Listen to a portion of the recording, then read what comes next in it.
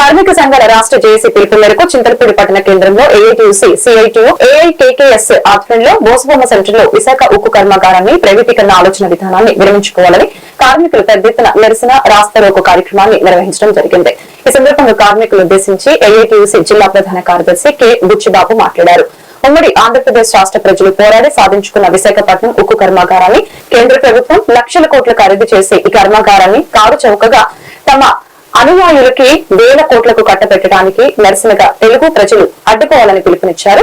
ఈ కార్యక్రమంలో హమాలీ సంఘం నాయకులు Kampasati Apparao, Ranupoyina Venkateswararao, K Veerababu, SK Vargi, D Ramesh, వ్యవసాయ కార్మిక సంఘం జిల్లా కమిటీ సభ్యులు డి సత్యనారాయణ తదితరులు పాల్గొన్నారు.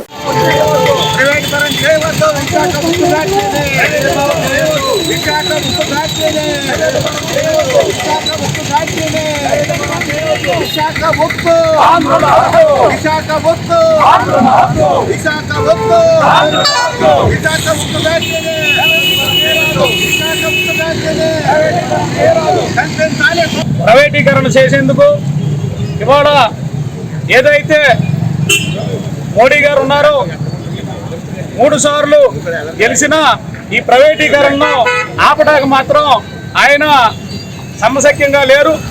దీన్ని వ్యతిరేకిస్తూ అఖిల భారత కార్మిక సంఘాలు ఉన్నటువంటి భారతదేశంలో కానీ అలాగే రాష్ట్రంలో కానీ అన్ని సంఘాలు కలిపి ఈరోజు పిలుపునివ్వడం జరిగింది. ఇది కార్మికుల మీద తీవ్ర భారమైనటువంటి విధానాలు వాళ్ళు మోడీ గారు అవలంబిస్తూ ఉన్నారు. గతంలో 3 సంవత్సరాలుగా అక్కడ ఉన్నటువంటి స్టీల్ ప్లాంట్ కార్మికులు ప్రతిరోజు వందలాది మందితో 3 సంవత్సరాలు బట్టి నిరసన కార్యక్రమం తెలిపింది. అయితే ఇప్పుడు వచ్చినటువంటి ప్రభుత్వం ఈ ఆంధ్రప్రదేశ్ ముఖ్యమంత్రి చంద్రబాబు నాయుడు గారు కూడా దీనిపై ఒక అడుగు వెనక్కి వేసే విధంగా మాట్లాడారు. సంతోషం.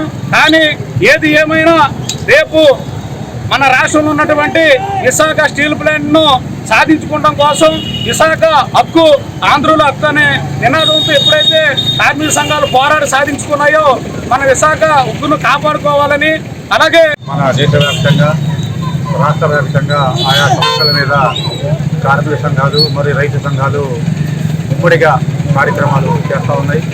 దాంట్లో భాగంగానే మన ప్రాంతంలో ఉన్నటువంటి కార్మిక సంఘాలు, రైతు సంఘాలు కలిపి ఈ రోజున మనం విశాఖ ఉక్కుని ప్రైవేటీకరణ చేయొద్దు, దాన్ని అమ్మటాన్ని విరమించుకోవాలి అని 1000 రోజుల నుంచి చేస్తున్నటువంటి పోరాటానికి సంఘీభావంగా మనం ఈ రోజున ఇక్కడ ధర్నా కార్యక్రమాన్ని, నిరసన కార్యక్రమాన్ని తెలియజేస్తాం.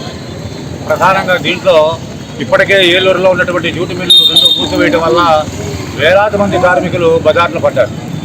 మరి అది ప్రైవేట్ రంగం కనుక వేరే ఇతర వృత్తులను చూసుకుంటూ ఉన్నారు. కానీ ప్రభుత్వ రంగ సంస్థల్లో ఇన్ని సంవత్సరాలు పనిచేసి మరి ఇవాళ ఆ యొక్క ఫ్యాక్టరీని కేవలం గనులు కేటాయింపు లేక దాన్ని అమ్మే ప్రయత్నాన్ని ఈ యొక్క కేంద్ర ప్రభుత్వం మరి దీని మీద